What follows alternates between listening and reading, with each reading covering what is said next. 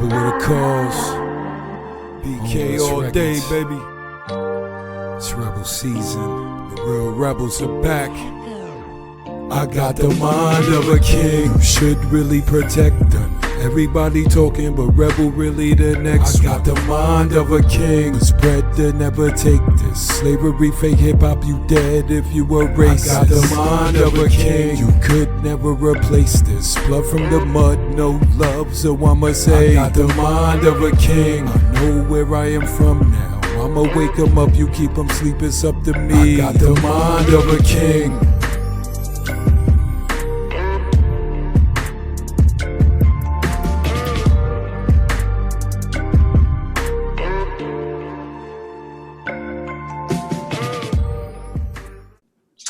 Peace, peace, peace to the gods. Black motherfucking power. Back again, Rebels Roundtable. I got the God King KENWARDO with me. And we also got the God OBASI with us. He brought two of his young kings with him. You know what I mean? I got one with me. Yo, what's up? So this gonna be the Young Gods show. You know what I mean? We gonna pick their brain. Now we got knowledge popping in the beginning. So, yo, I'm your host, Rebel with a Cause, a.k.a. Tonto Kente, a.k.a. Harry Tubman, a.k.a. Reddington. And this is my co-host, KENWARDO. Introduce yourself. Brother KENWARDO, I kill. No black power in this motherfucker.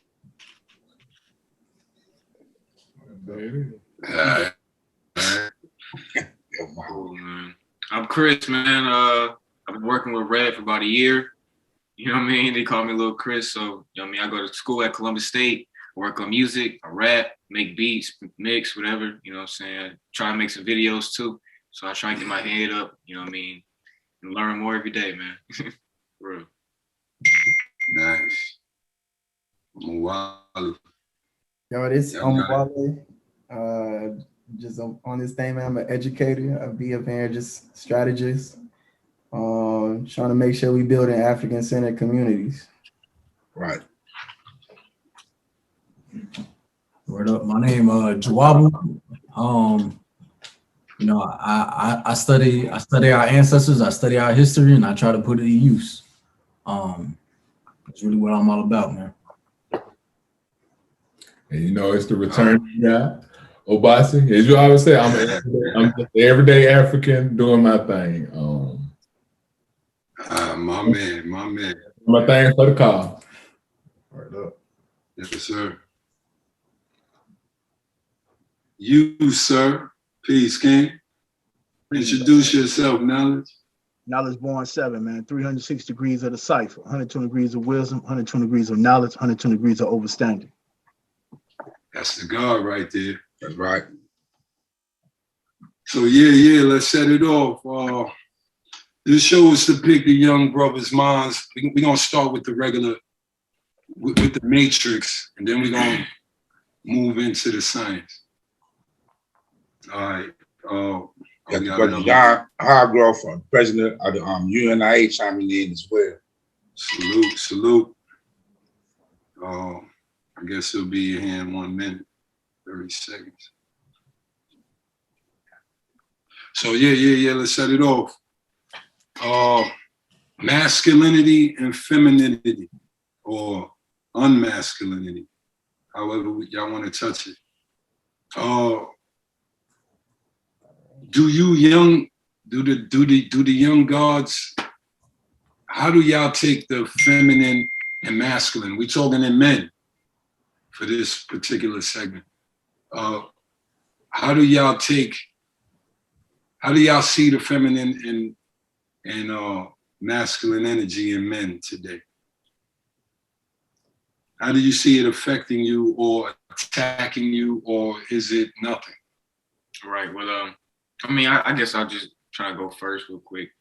I read a book called The Ways of a Superior Man, and it talked a lot about masculinity versus and not versus, but just masculinity and femininity energy. So as men and masculine energy, we're kind of attracted to feminine energy naturally, you know what I'm saying? Some men can have more feminine energy in themselves, and so they like go towards more masculine females or whatever. But it all depends on you. So like we all have a balance of feminine energy and masculine energy in ourselves as men and women. So we kind of like, it's a polarity, it's a balance, it's an attraction between the two.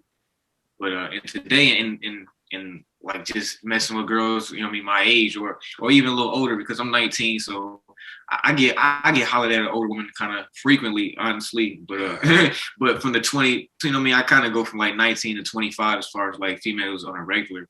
So it's like, you know what I mean, you try and see that type of energy in them. It's like it's gonna be there. So I'm drawn to it.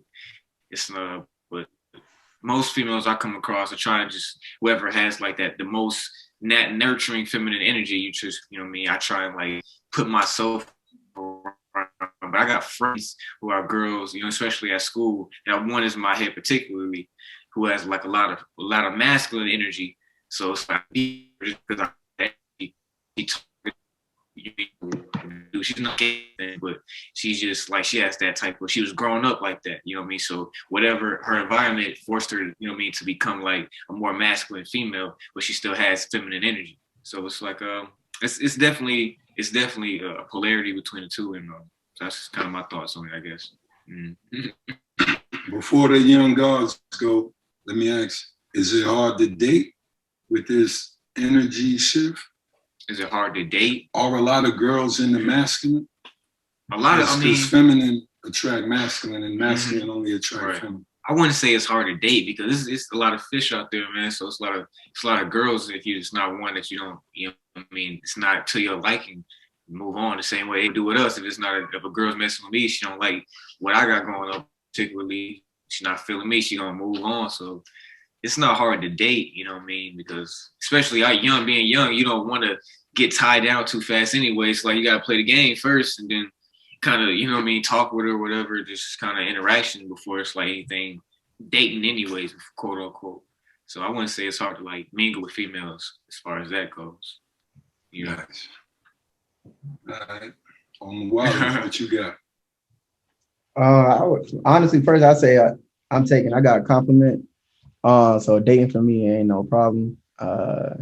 As far as that, I would just say, just on what you're saying, you said you're 19, so we in different. I got like 6 years on you, or 6-7 years on you, and that's not much. But as far as like, I would say my thoughts when I was 19 and where I am now are totally different. And even when I was 19 to 21 to 23 to 25 and so on, and I would say, as I said, like I'm more so inclined to be of an African-centered mentality. So it's like the more centered I become, the more clarity I achieve or I attain within myself. And as I know myself, and I already know that in this society, when you're talking about when you brought up masculine and feminine, and just in this society, you know, we already know, as Amos Wilson says, being in this society, we already know everything's flipped upside down.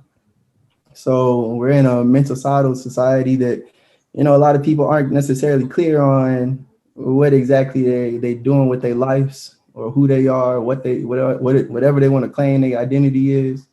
And I would say the more clarity you become on what and who you are, it might become a little bit harder. You know, you might say there's a lot of fish in the sea, but do you want every single fish out there? You know, like what exactly are you going for? So, but exactly as far as we talking about masculine and feminine, I mean, we've had so many people talking about this way that we had the what's it called? The Boondocks joking about stuff like this. You know, how the media, you know, psychologically impacts us whenever we're from children to adults. And, you know, some people don't ever make it, you know, to being quote unquote conscious or whatever of what's really going on out here and all the elements that play into their psyche and deciding on who and what they choose to be with and who and what they choose to become. So I would just say, like, you can use examples. Like, we were just now over here talking about Gabrielle Union. And most of her roles, she's been a and we say masculine is in dominant, as she always plays a dominant role. You know, what's that movie where she was in with LL Cool J? Yeah. Deliver Us from Evil. Right? You know, then you got Bring It On. You got the Gatorade commercials where she's basically outdoing her man and everything. And then my brother likes to bring up Dwayne Wade has went out and said, like, I don't run our relationship or anything, like, not necessarily saying you have to quote unquote run your relationship but in a complementarity essence. Then she's showing there is no balance there. So it's an unmeiotic relationship. So that's kind of where I'm at, where we already know what society we in. We already know it's not under the concept of mod. So I mean, I see the imbalance. But I did read Way of the Superior Man, so I see on that goes back to that science of like the Kabbalion, where as my brother, he probably could run that book left and right, up and down, and they know it all. But you're definitely right as far as everybody having different parts of that polarity, you know, and whatnot. It's just finding that balance within yourself. Before I ask you the next, John just left. So let me ask you. I'm here. Hold on. Well, you said it's not hard for you to date. Is it stagnating the fact that can you find your girl in this energy? Yeah. So let me say this. When I said efficiency, I kind of just meant like it's a lot of women out there. I don't want all. I don't think anybody wants all of them. But it's like, but going saying like today is it stagnant? Is the energy stagnant? It's not like it's no females. It's like just because it's a lot of elements in it, and a lot of people are not like, I would just say hip to what's going on, and you know what I mean, in reality as to the situation. It's like, but there are some females out there who have good energy, you know what I mean, good thoughts in their head, like good wanting to do good things.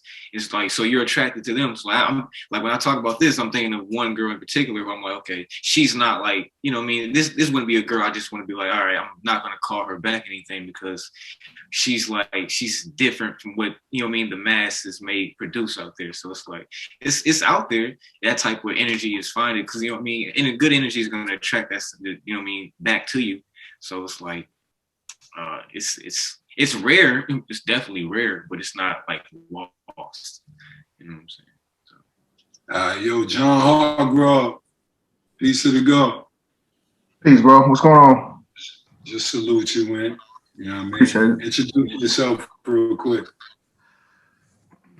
All right. My name's Brother John. Government name John Hargrove, but introduce yourself. Yo, you're freezing up. Okay. Name John Hargrove. I go by Brother John. I live here in Atlanta. I'm a representative of Marcus Garvey's UNI ACL. As of late June, I'm currently serving as the president for the local division here in Atlanta, Division 421. So just here to support and here to provide, you know, what I know to be a Garveyite perspective into the discussion. But just here on behalf of the organization and on behalf of Black people here locally. Slowing up, what is that? Yeah. So I'm gonna just add on that. That's what's up. Yo, everybody screen look. Is anybody freezing? Mine was freezing on y'all. All right, everybody look regular now. Yeah. All right, back to the young guard in the middle with the Joey Badass. Say your name again. Yeah. My name is JAWABU. But so just to add on that conversation, yeah. So, y'all are definitely, or I would say that you're definitely right about the masculine and feminine energy being in both men and women. A lot of people don't acknowledge that, and I think we got to be clear on that, because sometimes men will even think that they got a lot of feminine energy and therefore it relates to their sexuality, but they don't, and it might confuse some people. So we got to be clear. But it is about balancing those energies in yourself and how you, you know, how you let that energy exert outward into your life. So for me, the dating scene, I would say if you're into the like the mainstream stuff, I could see how it would be hard to date. I come from an understanding of that in traditional African societies, you know, dating was purposeful. It wasn't just about romantics. And you know, you got the Roman in that in the antics. It's not just about, you know, the drama behind dating. It's not just about what kind of like the media puts the image in your head of what dating should be like. Dating is purposeful. So in that essence, like we were saying, in my age range, I'm 26. So a lot of people in my age range are really confused about who they are and what their purpose is. But one thing that I will say is that you can always control the people you're around. You can control your personal energy. And, you know, if you maintain your own energy, you'll attract people, like-minded people. If you keep doing your work and for your purpose, you know, I think you'll run across the right person for you. It's because what I want to ask y'all young gods, do you see that masculine energy in a lot of the conscious Black women or young queens?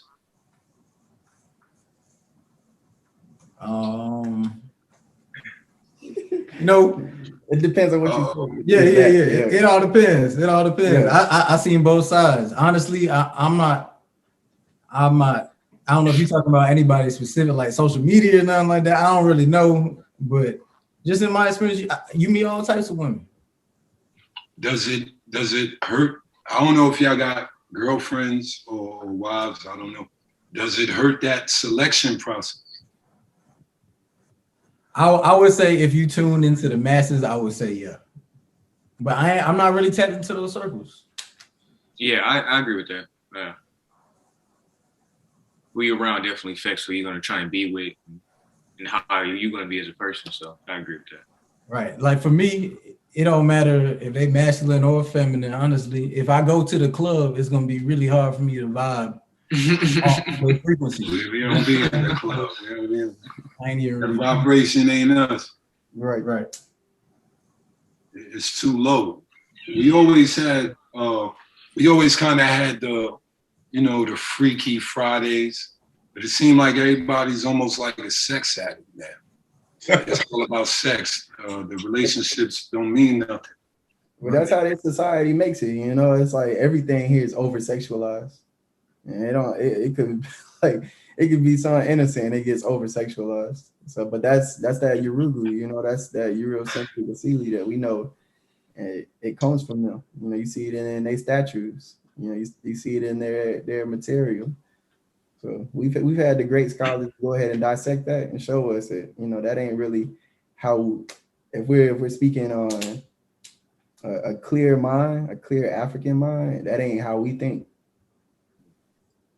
Right. We're really trying to get back to the ways of our ancestors when we lived in harmony, when we lived in Mayat, and embody those type of energy and create those type of relationships that, you know, led us to be sovereign, self-righteous, self-reliant people. Yeah, y'all got to be the example because y'all generation is wild for the night. And that's being nice. Let me ask y'all about homosexuality though.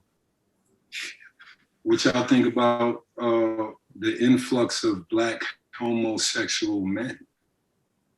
It's a reflection of society. Like, it's a reflection. Very true. That's facts. That's facts. I mean, it depends. Y'all see a lot of them?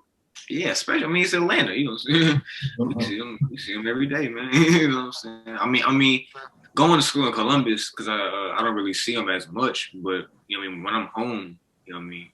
When I'm home, I don't see as much. I gotta go downtown. That's where, you know what I mean? That's like where I'm gonna see them at most. If I go downtown, it's probably where I'm gonna see them most. But nah, because do y'all guys see them in the Black community?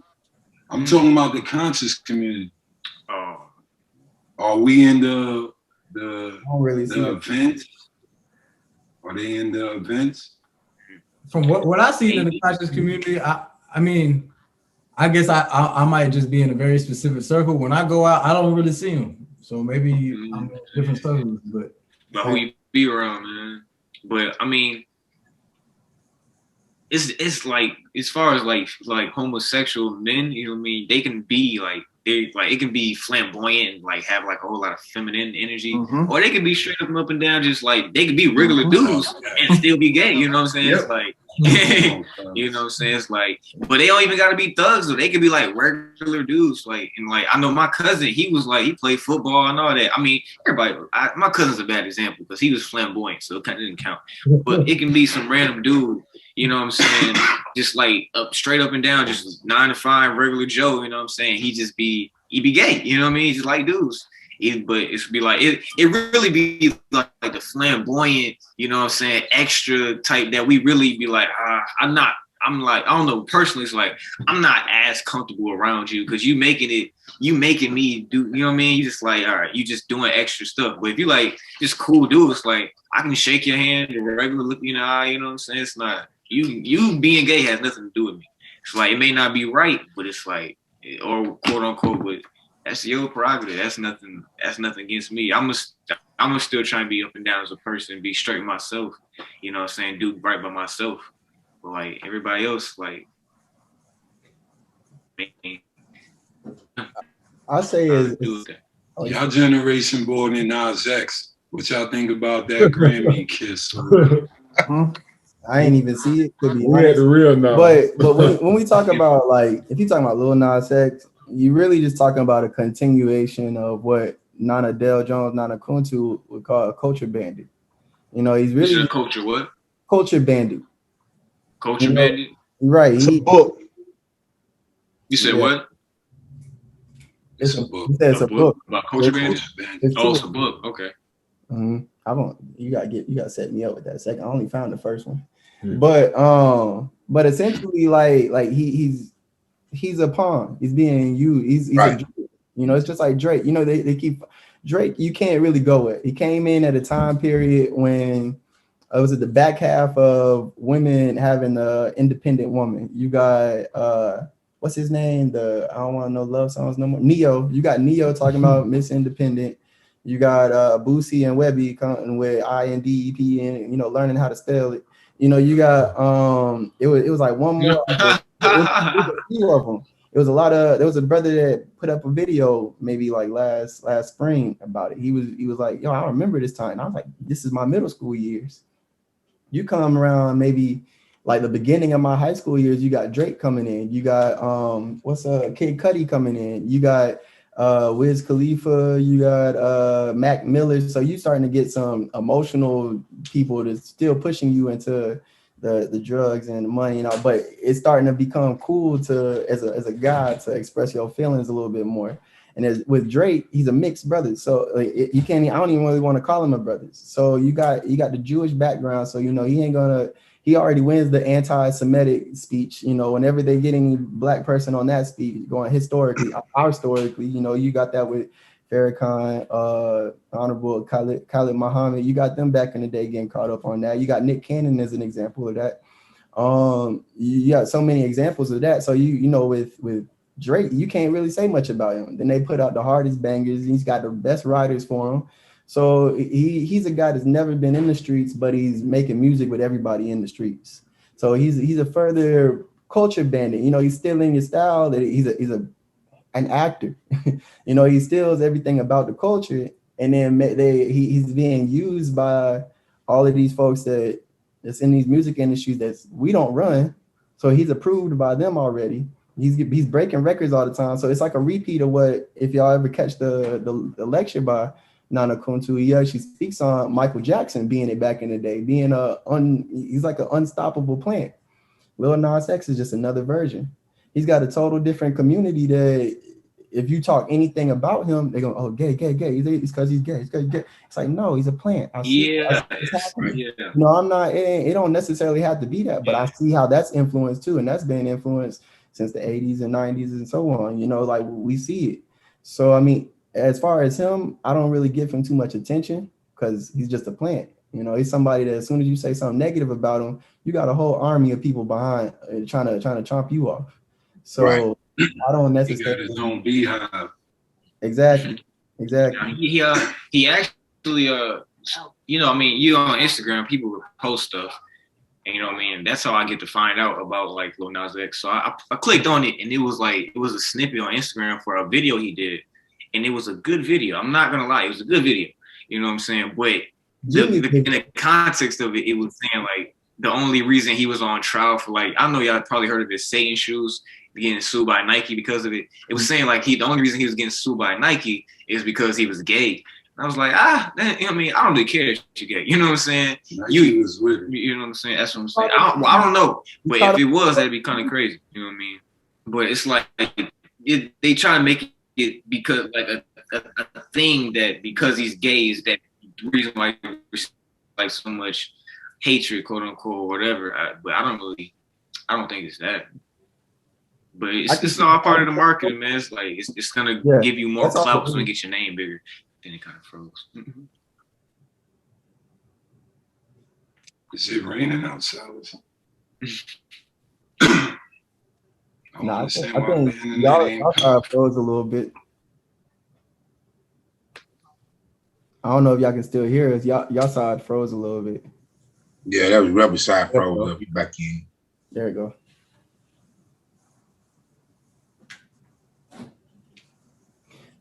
Yeah, don't worry. I would say one thing about as far as like homosexuality here in the States, again, we gotta remember America's a corporation. Right. So as far as like we here recently, we diving in Amos Wilson's Black on Black violence, you know, and he's basically putting out there that the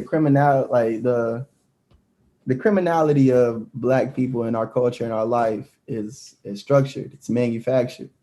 So therefore, like in this society, we're talking about a society that's based off of it's Europe's baby. It's Europe's wild baby at that. So if we look at Europe and we look at America or the United States, you're looking at the Europe on steroids that ain't afraid to be its true self. And he gets into speaking on how societies they can create character traits just like individuals. And here in this society, we're talking about everybody always talks about the patriarchy and everything. So, but when we're talking about Yorugu, we're talking about a species that's what is it? What's the word I'm looking for? Like self. What's the word I'm looking for? Selfless, self-sufficient. It's not self-sufficient. It's destructive in its true essence. Everything is about it. It's every single thing is about the patriarchy. You know, like in the book that we showed just a second ago, Intellectual Warfare by Nana Jacob Carruthers. You know, he actually breaks down some of Sheikh Anta Diop's two cradle theory, but uses it in a sense of how the entire society and its culture and throughout its history has had a problem with its women. It's had a problem with father-son relationships, looking at their myths. You're talking about Zeus going up against his daddy and everything. And then somehow in that reality of this fantasy with Zeus in them, he's the only person to have an immaculate conception that comes out of his forehead. So everything's like thought, you know, it's like as Mama Marimba pointed out, you know, they're more like I think therefore I am versus I feel therefore I am.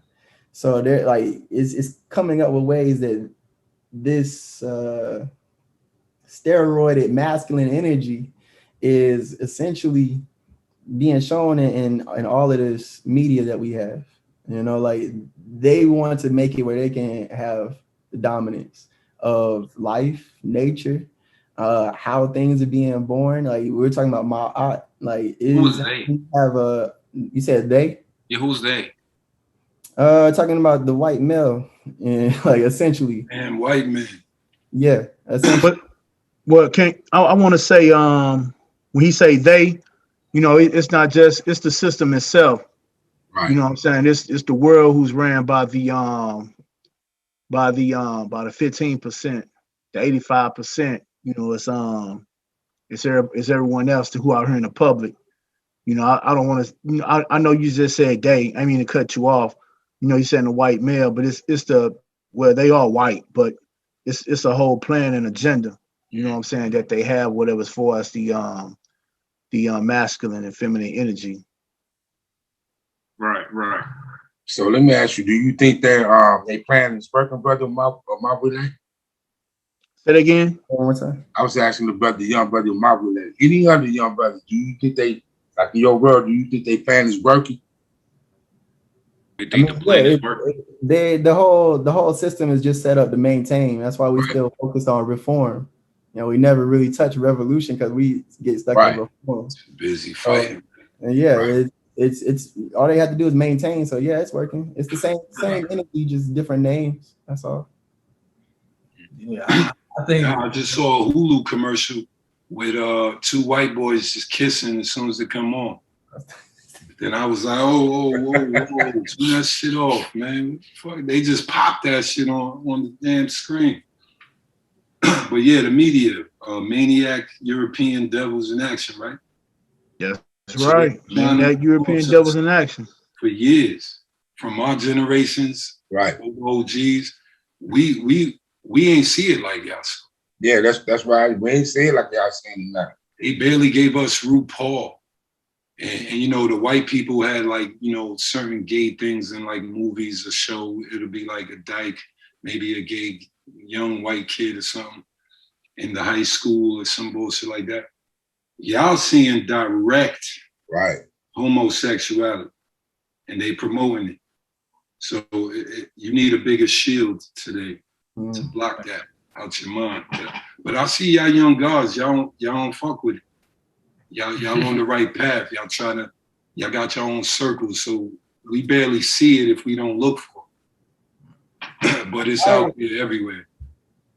I would say I agree with Chris as far as like, you know, it don't necessarily hinder me personally. But when I'm talking about our African family and I understand the overall dynamics of it, then that's where we kind of get some issues, because what's happened here in the United States is that your sexuality is politicized. You know, that goes back to over sexualizing everything here. And that's how you end up,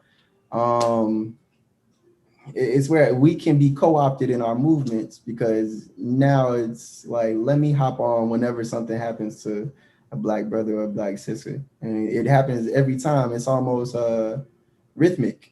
You know, like it starts off with one of us being taken out by police brutality. We go out in the streets. Then next thing you know, somebody else gets killed. And they might be like halfway in another community. You know, they start coming on. Then next thing you know, someone else gets killed. It might be an Asian guy. You know, it might be someone Hispanic. Now they start coming in. Then it's like clockwork every time. Next thing, now you get somebody who might be who might be gay.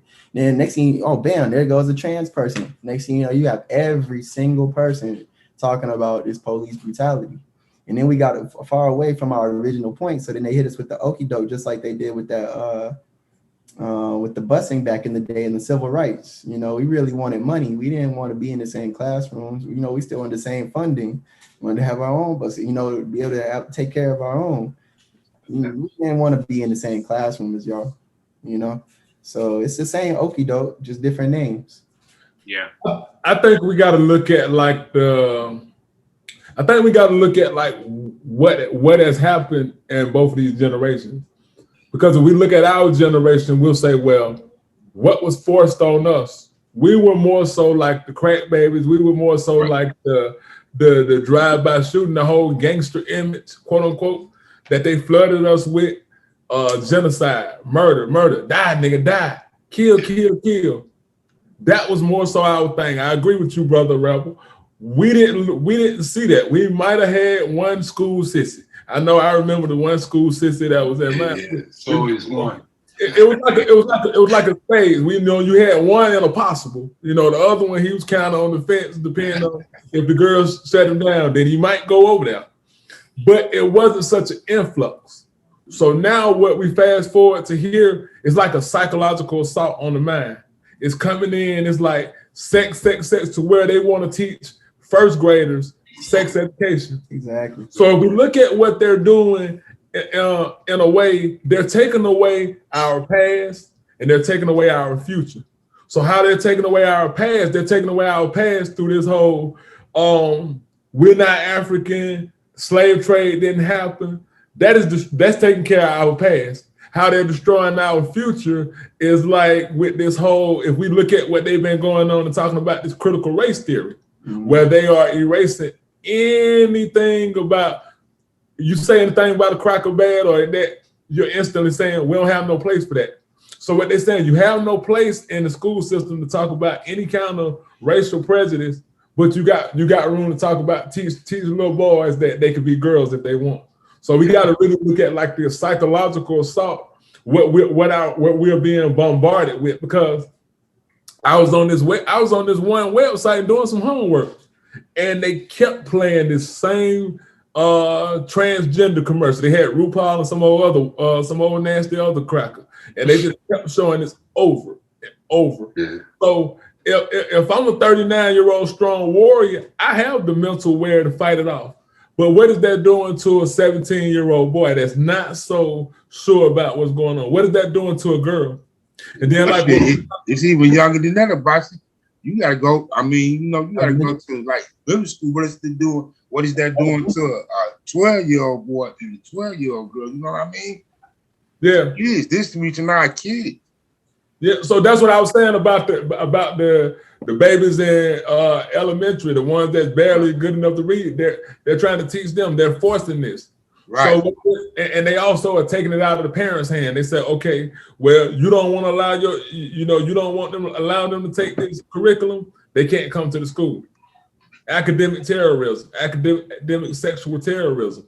So we have to look at like what exactly is happening, how it's coming to us. Now, something I want to touch on about the masculinity and the femininity, we got to look at how these roles kind of got reversed. So now we kind of had some of the hard females back in the day. We had Missy Elliott. You kind of had Queen Latifah. She liked guys back then. Yeah, you had MC Light. You kind of had. She liked guys. Yeah, but they still kind of rapped about men. Now we have people like Young, and we have a lot of them that just take on this role, and there's no real understanding of identity. Because now we got how I always say, I don't like a sister that be like, hey, bruh, the whole terminology, and it's more so accepted. And it's kind of like I always tell one of my lady friends, I said, well, I don't really like females that really listen to like hard music, like Kevin Gates. Like I don't think a sister should be pulling up in Lincoln bumping Kevin Gates. And it's like, yeah, that's really just kind of weird to me too, honestly. But see, the equivalent of that, young bro, the equivalent of that. Now imagine a group of brothers pulling up rocking single ladies. No. They pulling up bumping Drake. You can kind of get away with Drake a little bit. You can kind of. That's what I'm saying, though. Emotional. He kind of told the line. But the girls listening to the hard shit. Yeah, I'm with you. Drake a op. I used to like Drake a lot, but he a op, bro. Yeah, Drake was op since he was in Degrassi. Why you say he a op? Why you say he a op? Yeah, why you say he a op? Let me ask you that.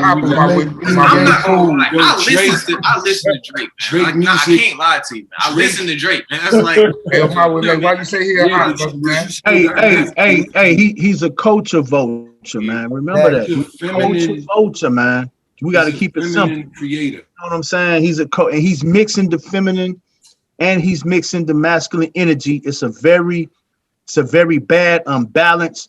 And he's presumed to be in the industry to hold that self-mastery and for us that achievement that he has attained in the rap industry.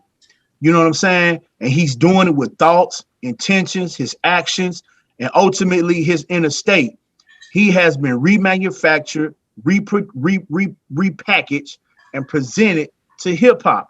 And now they saying light. At first it was dark skin in, now it's light skin in. And then he going up, then he mixing knowledge with it too as well. What they call him, the sixth god or something like that. Mm-hmm. Something like that. Sixth god. You know what I'm saying?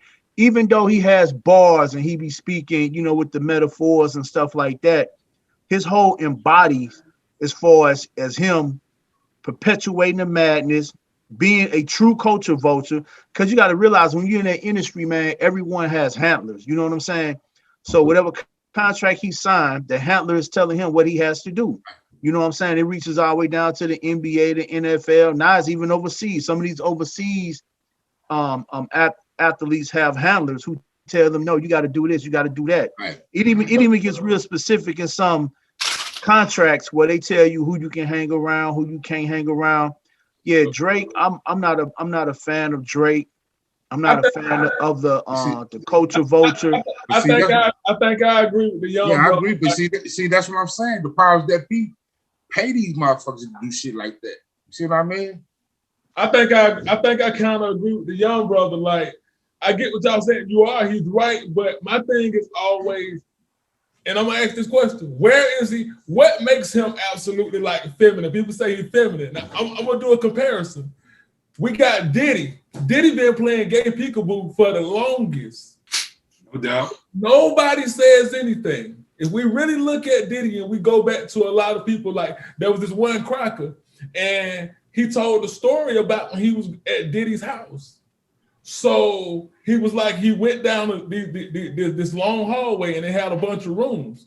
So he says he goes in a room and he says, check out the culture that he connected to it. He said, as he walked into the room, he said the ambiance was kind of Romanesque.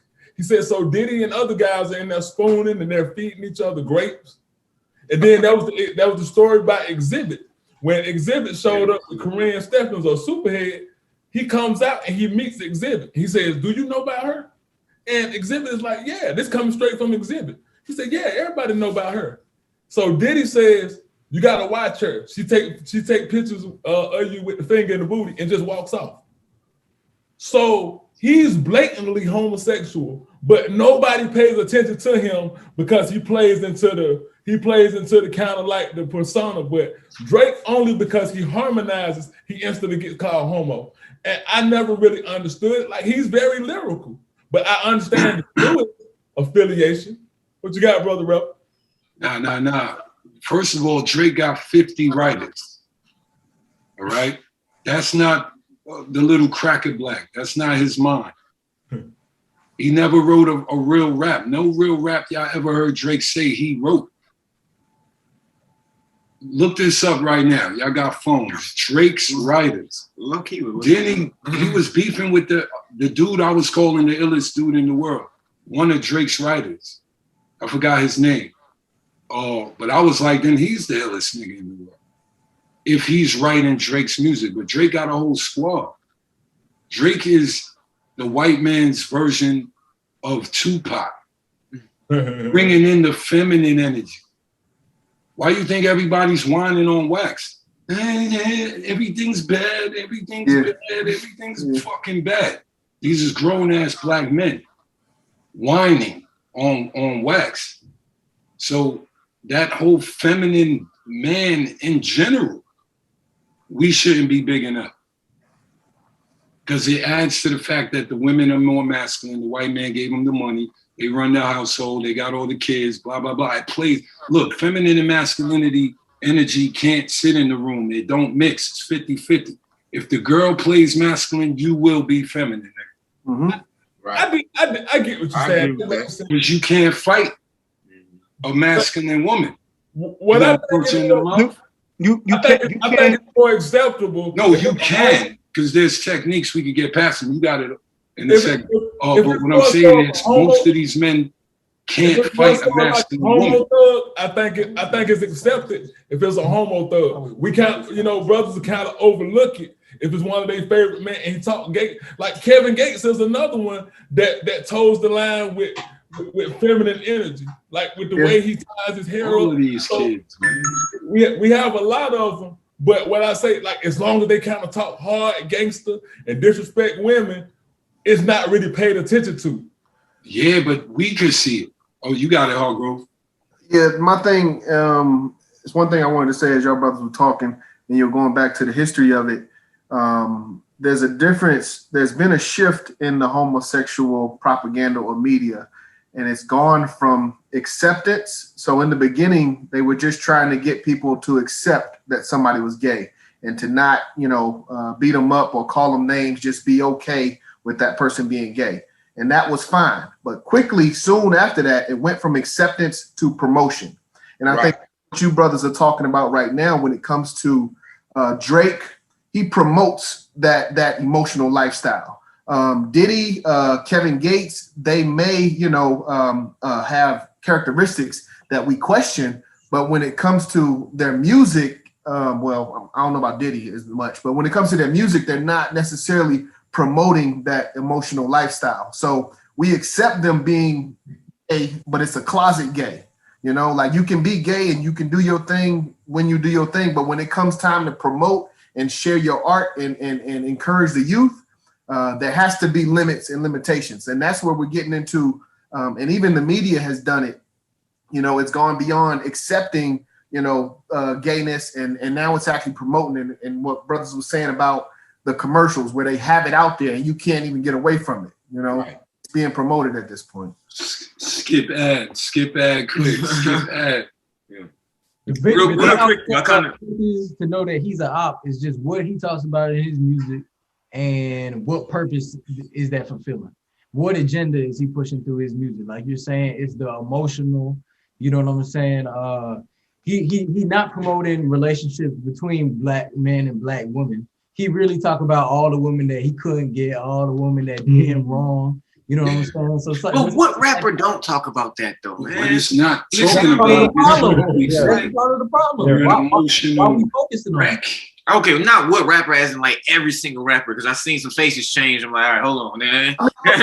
So I ain't mean it like that. Like I know it's good rappers out there, But as far mainstream, I'm talking about mainstream. They be talking about some type of dissatisfaction. Well, most of them still call women the B word.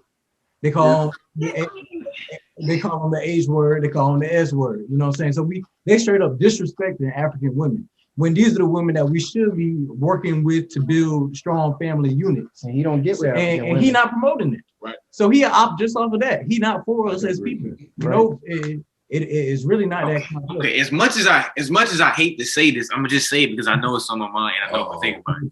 It's like it might be an unpopular opinion. I'm gonna just say, okay, it's like women are like I don't think I'm really young. I'm just say it, man. I know I'm young. It's like okay, I'm young. I know this, but what I've gained so far, I can say women don't. Nice guys finish last. Period. You know what I'm saying? Yes. Nice guys finish last, and those guys who call women bitches and sluts and treat them a certain type of way, they get all the women, man. That's like, but like you know what I mean? It's like okay, now those women that they're getting might not be the smartest type of women per se, they're not standard as far as for us, we might hold for ourselves, but those are women nonetheless, and Black women at that, you know what I mean? Now it's so I guess that would be kind of perpetuating the problem.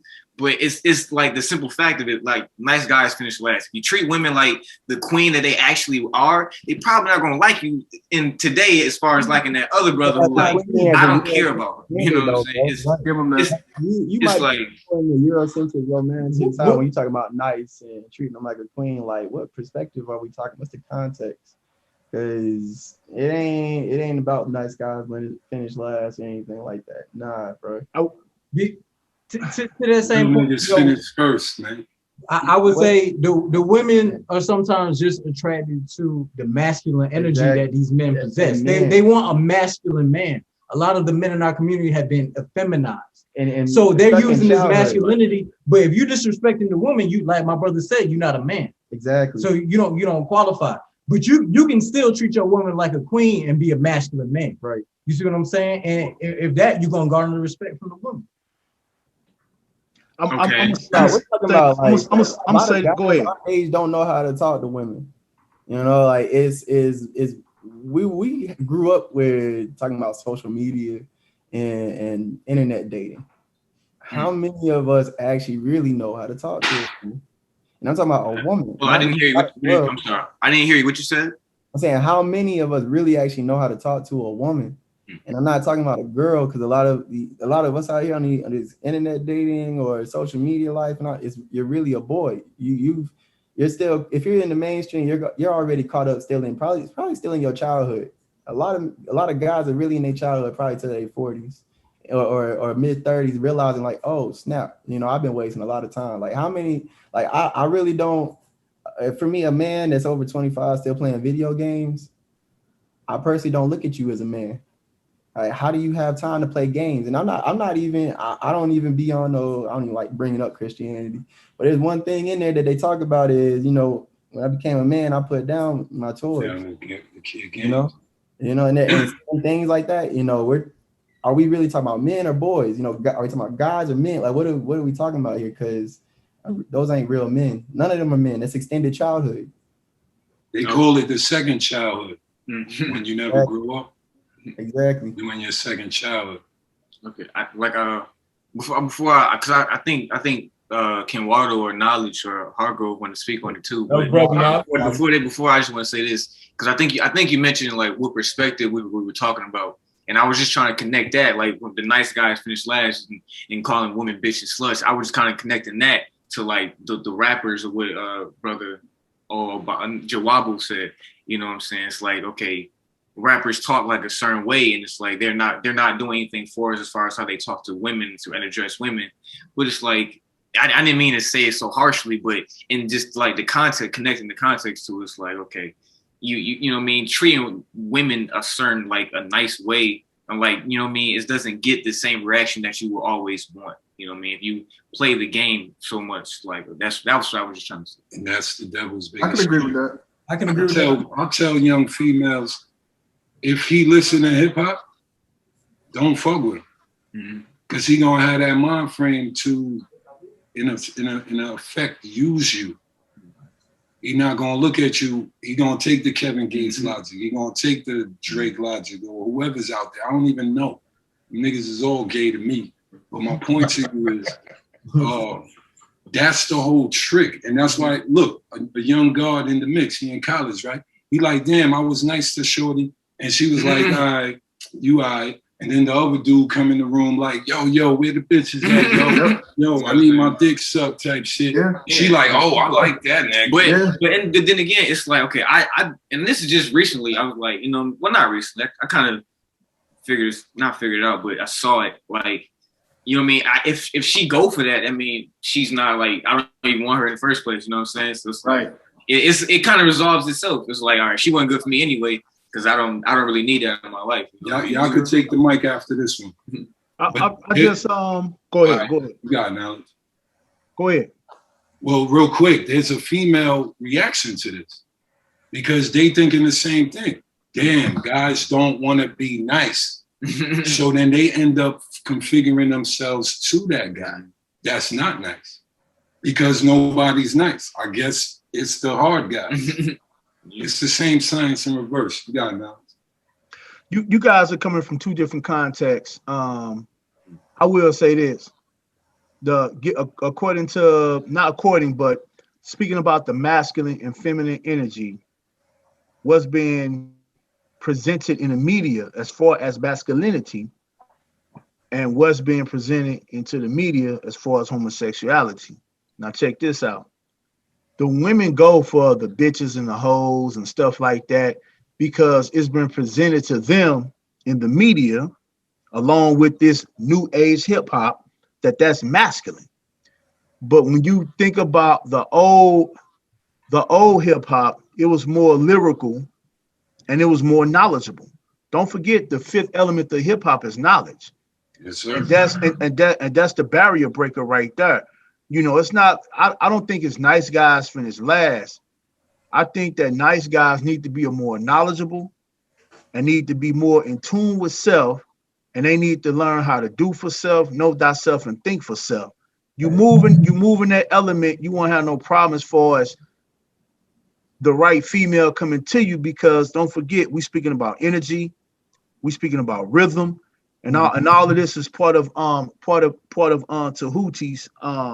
7 laws of Hermetic. I mean, not Hermetic, because Hermetic is after Hermes. There is no Hermes. It's only TOUVH. That's the white people. They took TOUVH and say Hermes. But dealing with the 7 laws of nature. What I'm saying is to say this: that's their perception of masculinity, and that's why they go for it. You know what I'm saying? If they see you as far as being simple, you're not no thug out here making moves, then they don't want to talk to you because they feel like that's not masculinity. But I know some young guys in the conscious community that they have a lot of knowledge. They knowledgeable. You know what I'm saying? And when the females talk to them, the ones who going for that particular type of masculinity, they get away from them. But then they always get the ones who's trying to be in tune with self, or they like what he's speaking about as far as knowledge, as far as learning about Africa and stuff like that. It's all about what are you going to attract, and how your vibration is going, and what is going to be put before you. Because if you got bad vibration, that's what you're going to get. If you got that right vibration where it's knowledgeable and stuff like that, that's what you're going to get. You know what I'm saying? You attract who you are. I feel that. All right. That was powerful. Waldo, if you want to change the subject, you can do that. If y'all want to, or anybody want to touch on that before we change the subject? Let me touch on it real quick before we change it. Just my general thoughts, and because y'all were talking about masculine and feminine and what it means. The young brother that you with, he mentioned The Way of the Superior Man by David Data. I think excellent book, even though it's written by a white man.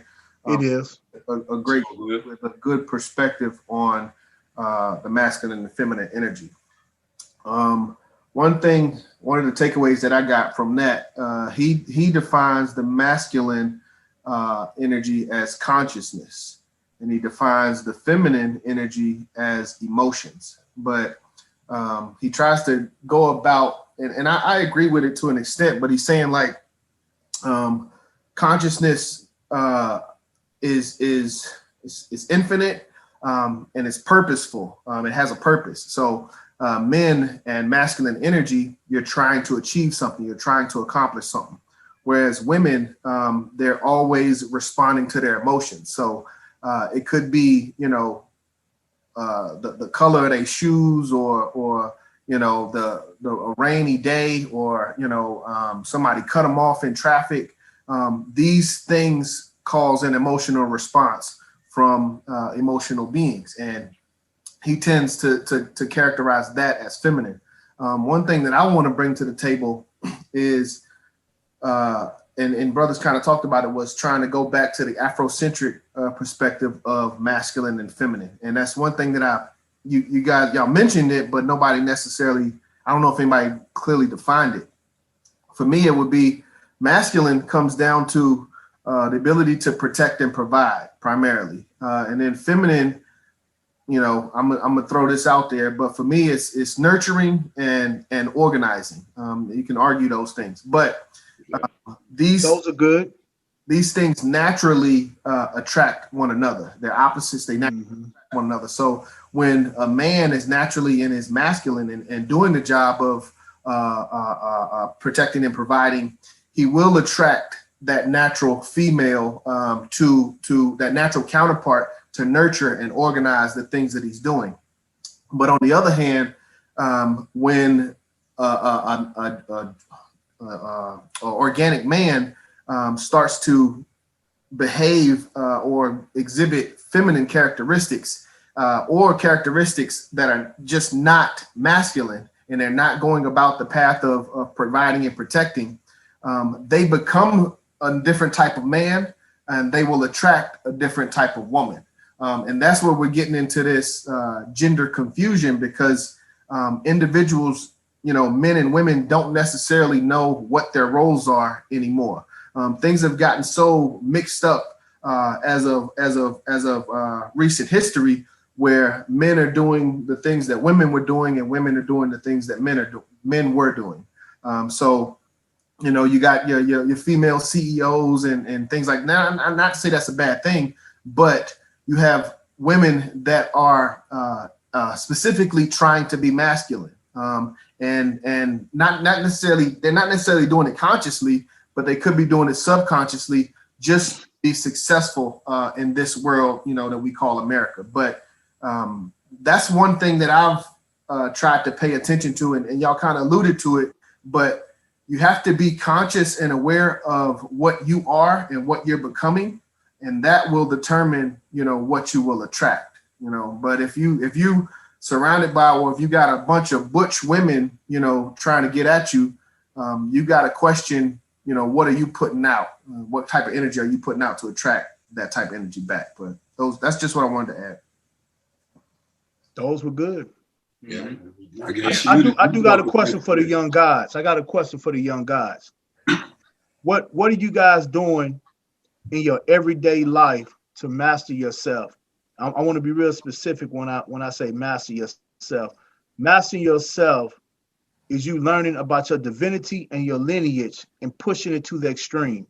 What are you guys doing in your everyday life to do that, as far as learning about your divinity and your lineage and pushing it to the extreme? Do everything I possibly can, to be honest. As far down to studying, reading. Like I'm not watching basketball. I'm watching lectures. I'm not I'm not watching Shade Room. I'm reading books about African history and African civilization. I just recently got back from a trip to Kemet, and you know I try to incorporate these spiritual practices into my day. So I do pray. I do give praise to my ancestors. I do things like affirmations. You know, I make sure I'm gratuitous. And then I try to actually embody these things that I learned about. You know, I'm trying to build African centered institutions for the future. So these are just some ways in which I would say I'm actually, you know, doing these things. Nice. Mm-hmm. I'll say legit. So you said what, man? Saying mine is legit the same, bro. Like I ain't watched no sports since maybe Kaepernick days, but you know, like that's my mentor has kind of been on the wave of self-development. You know, I ran my car over my PS3 as soon as I started realizing, like, yo, we really in this matrix, and I'm wasting a lot of time in a video game making a player 99 overall. It's like I could be putting in that same work, doing that with my body, my mental, my soul, my spirit, you know, my community. And ever since then, you know, like it's been like 1 year I spent at least 40 hours a week just studying. That's like the job. Most people don't get that type of time to do that. You know, I link up with my bros, and we actually, you know, we set moral foundations for one another. You know, it's not just because we understand, like you said, those 7 principles. You know, we're talking about as within, as without. So what's in my nurture from society has to reflect myself, and I know I'm with some brothers that are also doing the same. And we don't waste our time on trivial matters and stuff like that. Like it's always about what's next, what can we build, what can we create, and if it's not for African people, we ain't doing it. Go ahead, brother. Still for 99. Right. That's what it sounds like, man. Honestly.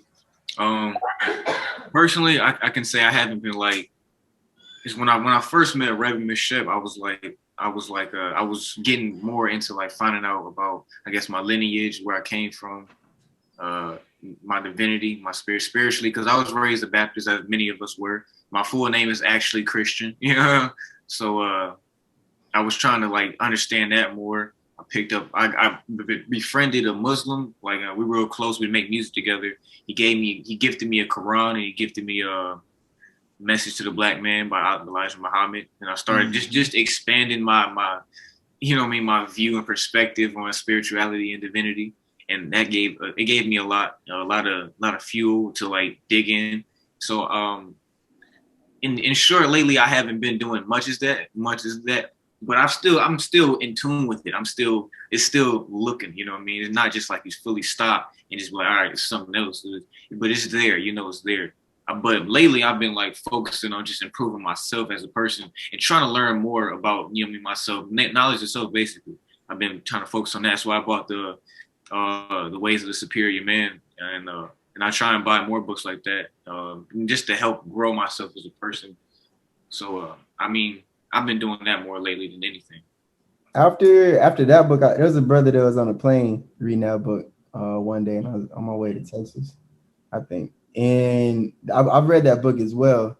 And you know how he talks about that third stage of the man. You know, he's more so about his community, and it's not about the self anymore. I told him he should check out this book, Iwa, and the book Asafo. Asafo really felt like, well, both of these really felt like like if you read that and basically, yeah. If you like that book, you'll love these books because it's more focused on same context. Yeah. So I don't know if you've ever seen them or if you already have them, but definitely check those out. Yeah, I've seen that one before. I think I've seen Obasi. I think I've seen you reading that before or something like that. Yeah. And that's the thing that we got to learn by always reading these European books. We always now it's good to study our enemy because we got to put it on the scales. But we have to be careful when white men are telling us about masculinity and nation building because he doesn't have the fortitude to speak to our spirit.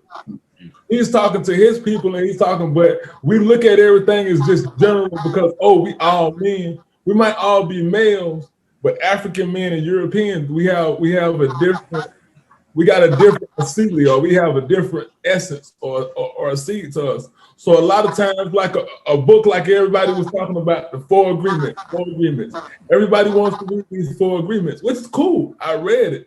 But we got to understand when an outsider essence is trying to talk to an African spirit, it's diametrically opposed. Even though we can pick up some of them things and say, that's helpful. But we must learn how to read us and read our people and really understand the ways of the African man, you know, and not the ways of just the man, the way of the African man, because we move with a whole nother divinity and an essence.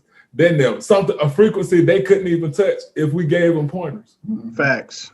I like that. That's why I like what Hargrove said too, about the book when he was talking about the masculine and feminine energy. Because when I read these different books, you know, even though a lot of our history, 85-90% is written by European people, it's always good and an honor to read books like Iwa, and you know, because the brother has did the work and the study. And he has put the time in to package us a book with similar context, but it's coming from a real African perspective. Exactly. So you know, I asked you guys that question because in this life right now, you will always be a student of yourself. So mastery is everything. Mastery is everything. Don't think it's not. It is. When you mastering yourself, you mastering yourself as a total man. I'm not saying that you would never be complete master of yourself, but it's a continuation. That's why I like that you will always be a student of yourself, and it's always good for you to know thyself and to think for yourself. And like Obasi was saying, dealing with the African part of it, I like that. You know what I'm saying? Like what Hargrove was saying when he's breaking down the feminine and the masculine and feminine principles, you know, coming from a white author or whatever. And how he did, and how and I like what he said too when he did not agree with that. You know, a lot of things too, when we read these books, it's our job for us to critique it.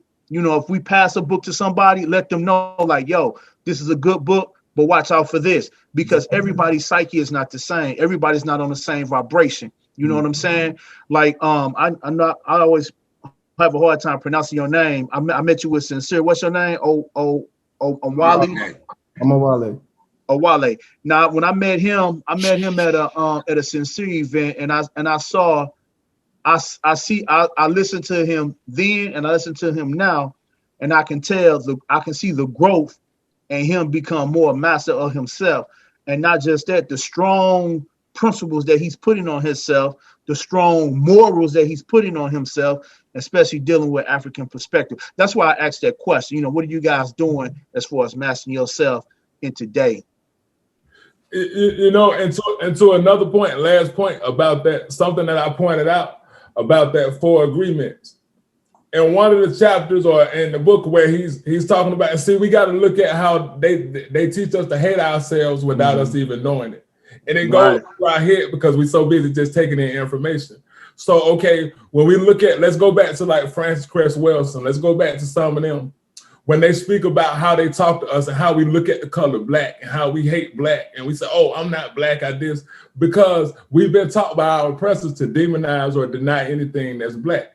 So like as they would say, anything that's blackball, blackout, it's a dark day, the dark web. We got to kind of look at how they speaking to us with darkness or anything that's colored. So in the 4 agreements, he's talking to the nature. Now check out how slick he is. He says, if you want to get on a righteous path, you do white magic, not black magic. It's like, white magic. What do you mean, white magic? Now, I continue to read the book, but that's why it's important for you to have your African eyes, because as I'm reading through my African eyes, I'm filtering it so I can read anything. But what the hell is he talking about? Yeah. White magic is right, because, and a lot of us, that's why we come back and we say, I ain't black. I hate this, because we're taking in outsiders' opinion of us. So we know one of the first ways they taught us to hate us, they taught us to hate anything. Your dark lips, your, you know what I'm saying, your big lips, your nappy hair, all these things we said. They said, we ain't African. I ain't African. Right. African booty scratcher. I'm Indian. So, how they taught us to hate ourselves without us not even knowing it. Now everybody to my, I got an Indian. Have y'all ever heard somebody brag about having African in their family in a proud way? Never. Never. But everybody, I got an Indian. You got one Indian. Right. I want to say something. You right about that. I want to say something. Hey man, we need to talk. We need young brothers like y'all, man. I love you, all of us, but we love y'all, man. You know, man. You know, I want y'all to come to this, not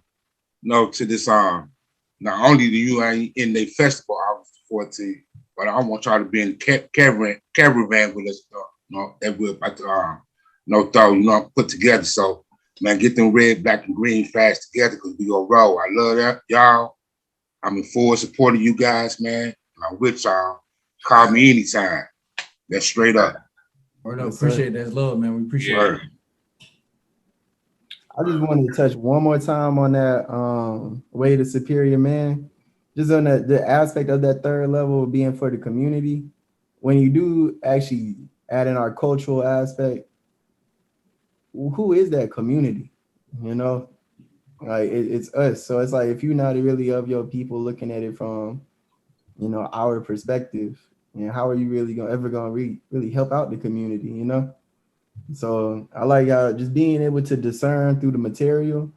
Like, I definitely have developed that skill to know like what is European, what's not of us, you know, like and my bro OBASI, he put me on to Kwame Akoto's Nation Building. Strong book. And he has a point in there where it's like, if it's not from Kemet, it's not from Punt, not from Kush, Nubia, it's not from the Akan, Yoruba, like if it's not from certain areas, then it's not of us. You know, and then as you know, it's always about context and culture. So context, as my bro, he always like to say, look at the timeline. So when we start talking about certain ideologies that swoop through Africa, you know, we had to look at certain timelines.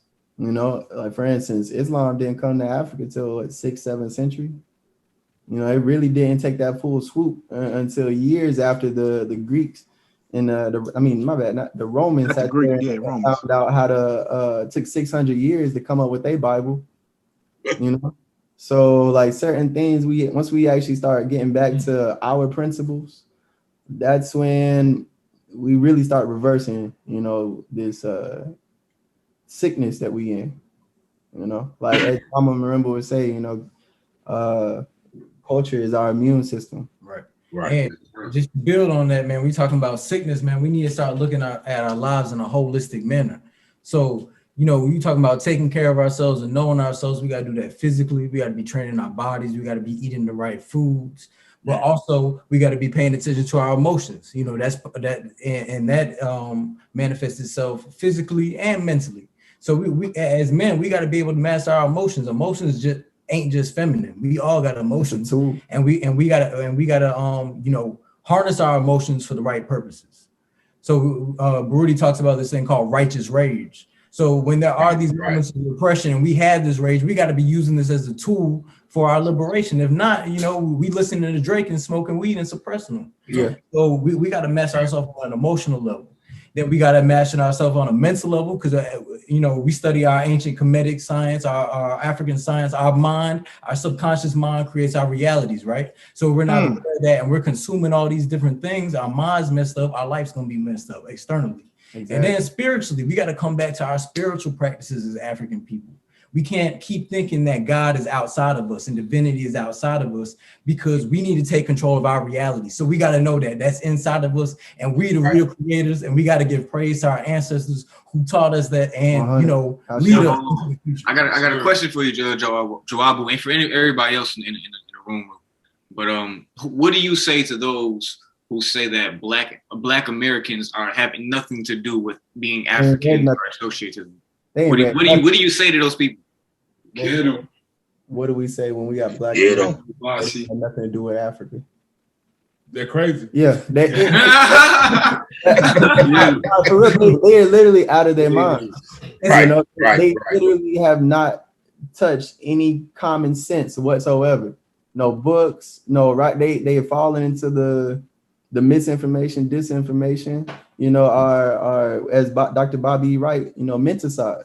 You know, that they're contributing to that. I honestly, if people aren't open to a suggestion or a conversation, I'm not wasting my time on it. Cause I know we only have a finite amount of time. And I know, like, as we say, we're not touching anybody over 35 and we got to pull them. Like, I know I'm young, but I'm not wasting my time on that, you know?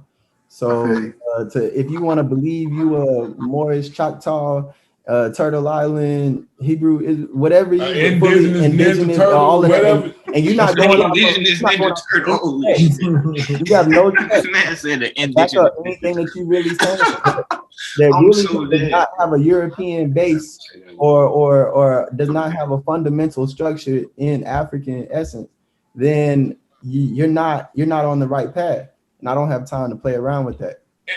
And also, more so, they're robbing you. They're robbing you of what's yours. Because what happens is, and like, I have Elder, and he always on me, timeline, OBASI timeline.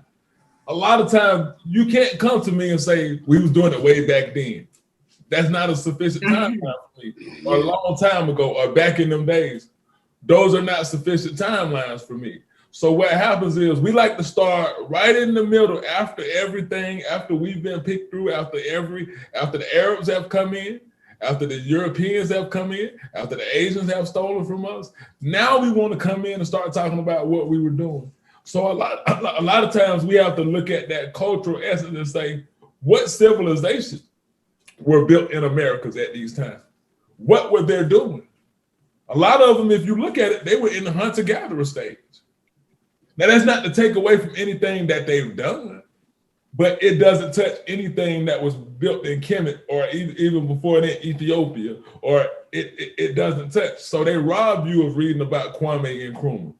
They rob you of learning about Amilcar Cabral. They rob you about some of them, Thomas Sankara. A lot of them, if you have conversations, they don't even know who the heck you're talking about when you mention them. Because they're stuck on these Google babies and Dane Calloway, and we've been here. And nobody has ever said you wasn't. That's not the argument. That's not the argument. You're having an argument with yourself. You're arguing both sides. Nobody else said you wasn't here. We know we can prove empirically that we were here way before Europeans were thought about. But it's also escapism and self-hate. At the end of the day, that's all it is. What y'all young dogs think about relocation to Africa? It's twofold. You know, we got as one of our sisters pointed out to, it's like there's a lot of us that can't repatriate. You know, just because you might have some legal issues or something like that. Like, so I mean, it's not for everybody, and I understand. But overall, in the grand scheme of things, when we talking about Baba Amos Wilson, and you actually trying to put that blueprint together, now you have to upgrade it a little bit because we're not in the 90s anymore. You know, it's a lot of different stuff going on now. But at the end of the day, most of the plans that's been put forth for us, they work best in Africa. You know, like you can fight over this land all you want, but historically, we're talking about the MOVE organization that wasn't doing anything illegal and got bombed.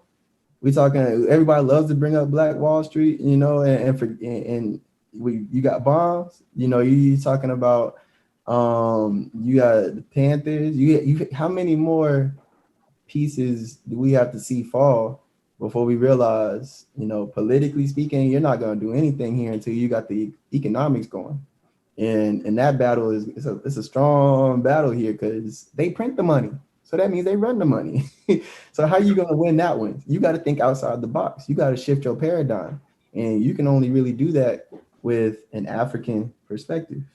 You know, you can only really do that on African lands, you know, where your mother is. So you're not going to be able to fight that. So I'm for it, but I just know it's not going to be for everybody. But everybody's got to play their role in the overall game. And we in the real I would say we're like in grassroots. So we need to go and build. I'm for repatriation myself, but at the same point in time, like we were talking about earlier, it's a lot of mental Black people, and we got to make sure that when we come back to the motherland, we coming back with the principles that we need to succeed in the motherland. We can't take the European principles and go back over there and think we finna just create a righteous civilization. Right. So I think there also needs to be a process of coming back home more than just on a physical level, you know, mental, spiritual. It's gotta be a spiritual thing. Oh yeah, holistic. Yeah. I would say just to another point though, it's really fear. And when you live in with a Uruguay's mind, you know, you dealing in a mental side, you're fighting constant fear. You subliminally, you know, you're under constant attack. So it's like people are fearful to repatriate. You know, they want to hold on to what is quote unquote security, you know, the easy way to do things. So when you're talking about going back to Africa, like and you don't know your history. So I just mentioned Black Wall Street, but it wasn't white people that really killed the Black Wall Street with Rosewood and over there. It was eventually us because we rebuilt it. And then once we started integrating, we stopped going to our own places. In Africa, if you build there, you got to come to my place. You know, at least the RNA tried to get the whole southern states and free the land, you know, try to get us here. You know, I know at the UNIA, so we're talking about Garvey, you know, Africa for the Africans, but it's like that simple concept. It's fearful for a lot of people to even try to do that. They don't know how we've built every single where we've gone. You know, it's kind of being taken away from us. That's how strong white Jesus is. Right. They want to stay in master house. You got it, Chris, with you. Repatriation. Repatriation.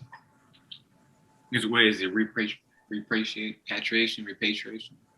You just, however, we know what you're talking about. Yeah, we ain't gonna argue over European words. It don't matter. I mean, honestly, I kind of want to own a lot of land. I kind of want to build a house. It's just a life goal. I want to build a house. I don't know. You know what I mean? So, I mean, Africa would be, I guess, a great place for that. Spiritually, I think it might give me something. Spirit, like being there with people who, like, the birth of our entire existence. You know what I mean? I think being there might give me something edgewise touch a part of me I can't feel, or you know what I mean, or touch or really feel. I'm trying to get to know that side of me, you know what I mean, the inner me beyond just the body and the physical. So it might move into Africa, may do something for me and for other people as well who want the same things as that spiritually. So I think I would do it for a spiritual reason, especially, but just because the land. But that's if I get the money for it. You know what I'm saying? We will. When you get the money for it. We will. Exactly. And one, you might be still thinking, because you're saying when I get the money, you know, that's individually. You know, we can collectively do some things. You know, there are people already there, you know, building compounds and stuff, doing what they got to do to create their reality and sovereignty. Yeah, so, I like how collectively you think. You know, I mean, you're thinking about the unity, the group, Africa, the mass of people of us. I like how you think like that. That's just Africa, bro. You know, Ubuntu. We all we got. Exactly. Back to the young guards. It's a little time. We got a few more minutes, 15 minutes left. Oh, what does the future look like? Black. Black. Fucking cow. Oh, that's right. Right? The main thing, we really already won. It's just we waiting for people's minds to see that. Yeah, to catch up. Yeah, we literally already won. It's like, where do we get the rubber for our tires? You know, where do we get the coltan for our phones? Tell Where do we keep going. You know what I'm saying? And be here all night. Exactly. So none of that comes from this land. You know, shoot, I don't know. Like, you know, the Chinese got China, they got Asia and everything. The European Caucasoid, you got Europe. You know, like, where is our rightful land? It's Africa. So when we're talking about the actual resources, the materialism that actually runs the game, that's our home. That's where we win. All right. JAWABU, what the future look like? The future look like the past with some improvements. Woo! Like, You know what I'm saying? I think we need to come back to who we are. We need some Sankofa. We need to go back and fetch it and use it to propel us to the future. So, you know, we'll look a lot more like our ancient ancestors in the future. And we ain't talking about no Afrofuturism where we mixed up with robots and stuff like that. We know that that ain't even go back to the at basics. all. You know, No, I agree with that, man. The past with improvements, because you know everything comes back around full circle. So I definitely agree with that. That's when you turn the wheel, though. Turn what you It mean. only comes back full circle when you assist the wheel. I like how you guys are thinking and what you guys are saying. I got a question for you guys. How will you guys potentially affect commerce? Because I know we got the perspective down pat. yeah. We mastering ourselves. Cash with this. Everyone's not going to go back to Africa. Yeah. You know what I'm saying? So how are you guys being young going to affect commerce? I don't That's know. a whole different ball game. We got some How we gonna ideas. use- Ola. Yeah, One at a time. What you say? The one in the middle. We got Jawabi. some ideas going. You know, we don't want to give away all of our ideas out, you know, on That's YouTube. cool. But we were saying that, you know, we were trying to put our people in positions to produce for themselves. We need to be manufacturing for ourselves, and we need to be putting each other in a position to make money. the Garvey way. Yeah, exactly. Nah. My next phase is you guys have a plan. You knowing yourself, you're doing for self, you're mastering yourself, and you have a way to affect commerce. Now, how are we going to get the old ones out and the new ones in? What do you mean the old ones? The old manufacturers and the new Who are these old ones? Huh? Who are the old ones? What are we talking about? Yurugu or us? What are we talking about? OGs? Yeah. We talking about the machine that's still running right now. How we gonna get them out and incorporate our stuff in? Well, they already killing themselves. Oh, okay. There's not too much we really have to do, but actually really love ourselves. Yeah, nature go kill them. Shit. Yeah. natural selection. Huh? I mean, ain't that they thing? Yeah, I'm through throwing y'all through the ringer, man. Y'all answer the questions, man. Hargrove, hey look, Hargrove laughing. Yeah. But you know what though? That's very important because you guys are the future. You know what I'm saying? So in every element, when I came into knowledge, I came into commerce first. I used to go to court, battle the judge, make the judge walk off the bench, make the solicitor shut up.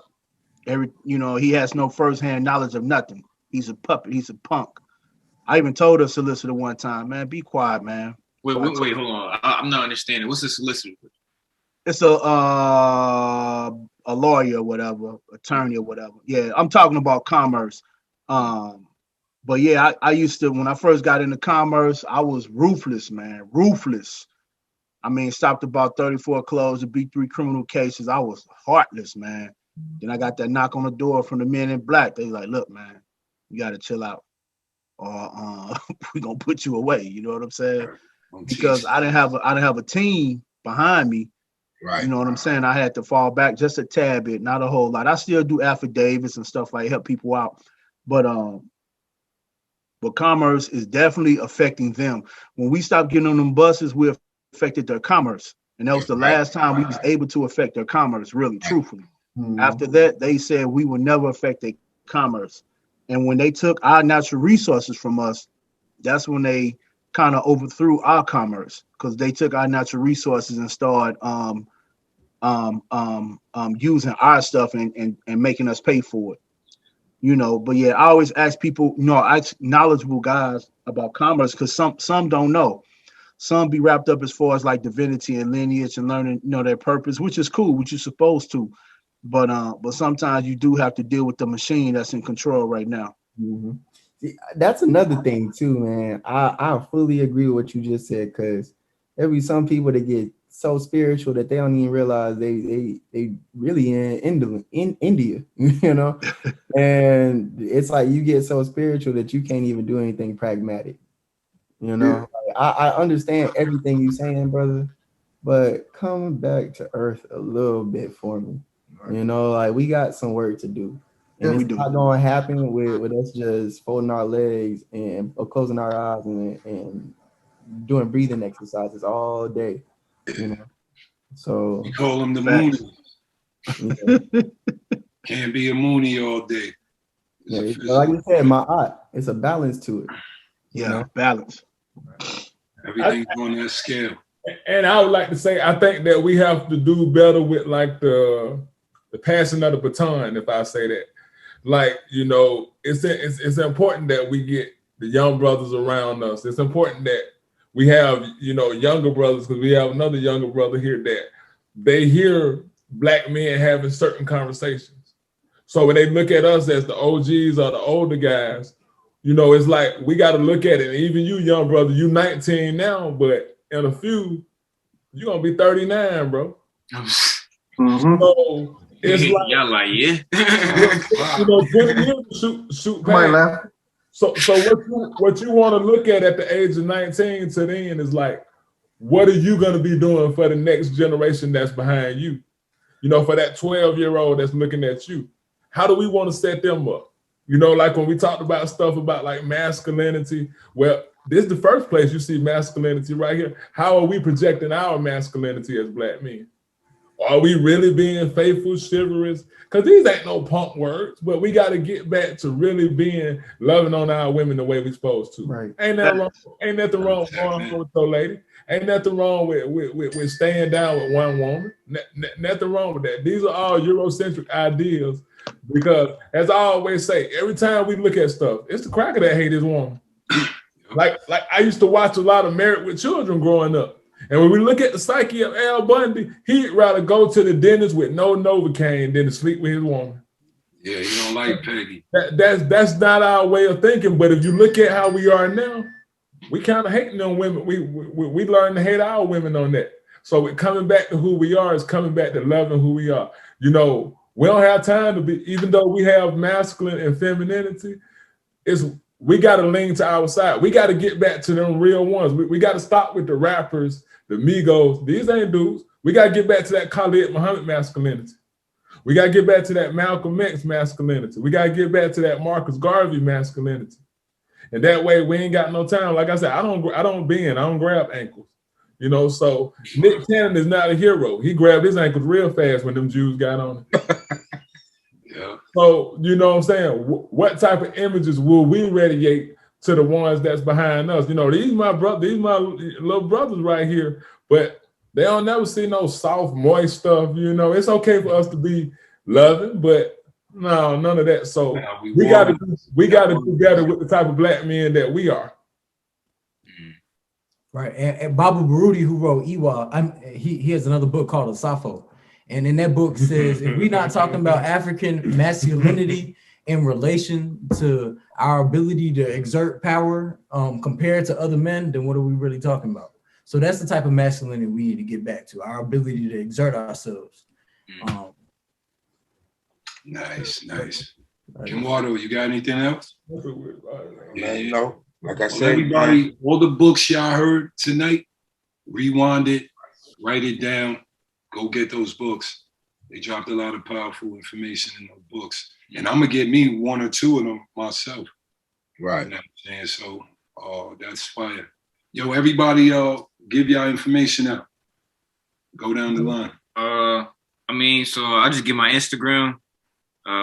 Author, it's literally author, like writing author, and then D-O-E, think, F-I-N-K, author, think, if you want to follow me on Instagram. I'm trying to get my Twitter up. I don't know if y'all be on Twitter, but I'm probably not, honestly. We gonna make Black Twitter. Throw it out there. But author, think, man, it's my Instagram. You can reach me. I'm always, you know what I mean? Sometimes I delete it, give myself a break, but I get back to you whenever. Yeah. Word up. So I'll just start by saying that me and my brother OMOWALI, we have a book club called Unlocked, and you can find us on Instagram at Unlocked TBC. The TBC, it either stands for the book club or the Black curriculum. So right now we're kind of in a hiatus phase. We creating some real dope stuff that we're gonna share with people around September.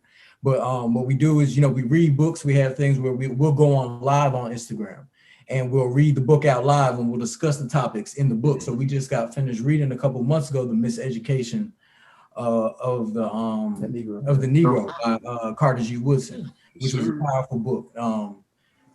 But we'll be coming back in September, but you can find us on Instagram there. My personal information, you can find me on Instagram at Hood Pharmacist, which you spell it HOOD FARMASSIT. So you can find me on Instagram there. OMOWALI. Yeah, so for me, again, please check out that Unlock page. I'm also trying to transition my page. My page is the Black Academic, it's spelled D-A, Black Academic on Instagram, but that page is about to have a whole overhaul with it as well. And again, we all moving into transitionary stages. So be sure to check out the Unlock page for the main part. I think I followed the book club, Unlock the TBC. I think I followed that. Okay, for sure. We got you. Now we just want y'all young brothers to know that we got your back. Anything y'all need, you can holler at us at any time. Right. I'm personally on call 24/7. So anything y'all need, you can holler at your brother Rebel. And I'm sure you can holler at everybody on this panel. But we totally serious. We got your back. Anything y'all need, we promote y'all. We salute y'all. Thanks for still being alive during this new age Holocaust. You feel me? So much respect to the young gods who fight through the waves and the tsunamis of ignorance. Right. Because we need y'all, man. Like y'all need us, we need each other, man. You know what I'm saying? Keep on standing strong, young brothers. I love y'all. We love y'all. Like Rebel said, y'all know the number. Y'all got the number. Hit me anytime, brothers. That's straight up. We You appreciate guys can hit me anytime, but if it's wartime, definitely call me. Yes, sir. Right. All right. I mean, as you all know, I'm representing UNI ACL Division 421. Key thing for us is organization. So anybody interested in finding out more about the organization or joining the organization specifically, visit CBPM. That's C is in collective, B is in black, P is in people, M is in movement. cbpm.org/join421.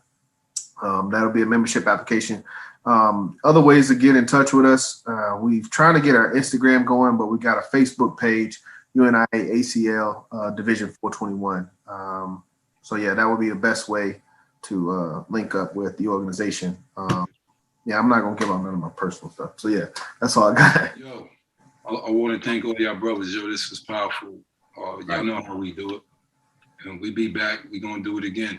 But the last words I want us all to say when you leave, if you ever leave me, the last word I want to hear you tell me is the word us. right? That's the last word. All right. So when you leave, the last word is I, yo, us. All right. That's right. No question. So salute to the gods, yo. And on three, yo, we all say us, yo. 1, 2, 3. Us. Salute y'all. Black motherfucking power. Black power. All right, peace, y'all. Y'all be safe, man. Think harder. I got the mind of a king, should really protect them. Everybody talking, but rebel really the next. I got the mind of a king, spread to never take this. Slavery, fake hip hop, you dead if you a racist. I got the mind of a king, you could never replace this. Blood from the mud, no love, so I'ma say I got the mind of a king. I know where I am from now. I'ma wake 'em up, you keep 'em sleep, it's up to me. I got the mind of a king.